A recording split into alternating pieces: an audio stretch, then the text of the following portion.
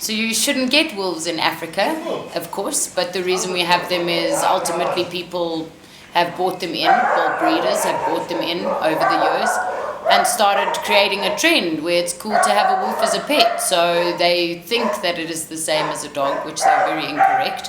So we do only have, of which I know, 3 sanctuaries within South Africa.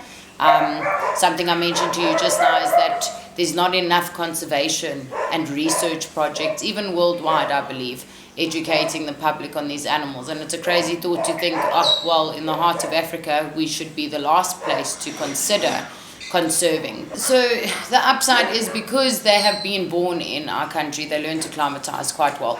And you must remember the breeds like your Canadian timber wolves and European wolves and red wolves, they come from hotter climates. So like Portugal, in Canada it also gets extremely hot in the summertime. So they do adapt well. It's more so your Siberian and your Arctic wolves that are intended to be in cold climate all year round. That shouldn't be here. But they're really within the country. There's guys trying to bring in the grey wolf now as well, which is the big wolf that everybody sees all over social media. It's quite a large animal, and all Canadian timber wolves stem from the grey wolf, I was saying. So your Arctic wolves and Siberian wolves are more of the wolves that should not even be classed in Africa or the hotter continent of the world. Because they're supposed to be in cold climate all year round. But unfortunately, the sad reality is all the breeders have already started getting on the bandwagon, and they're either within South Africa already, or there's plans to bring them here. Like there was talk of certain people bringing in the grey wolf bloodline.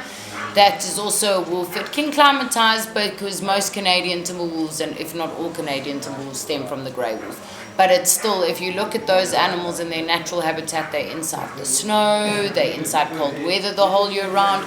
So like an interesting thing with our one wolf in pack 2, he's been shedding throughout the whole of July. And that's because he's got an Arctic split in him. So he's part Arctic wolf and part Canadian timber wolf. So obviously it's still, the climate is a little too hot for him. So you'll look at him now and he looks very awkward compared to the rest because he's got just a thin layer of fur on him. But the ultimate goal that we're trying to do is educate breeders and the public especially on the fact that there's no value in trading wolves, there's no purpose when it comes to trying to class them and have them as pets.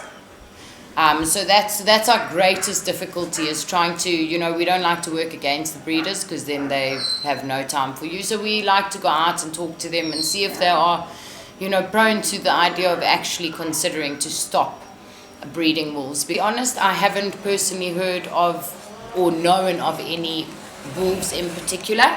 I did hear something very interesting not that long ago, that they were saying that the Malamuts, which is the Alaskan Malamute, which is the sled pullers, they've starting a big craze where they're taking these dogs and stealing them because they're ultimate fighters. We've got one here at the foundation.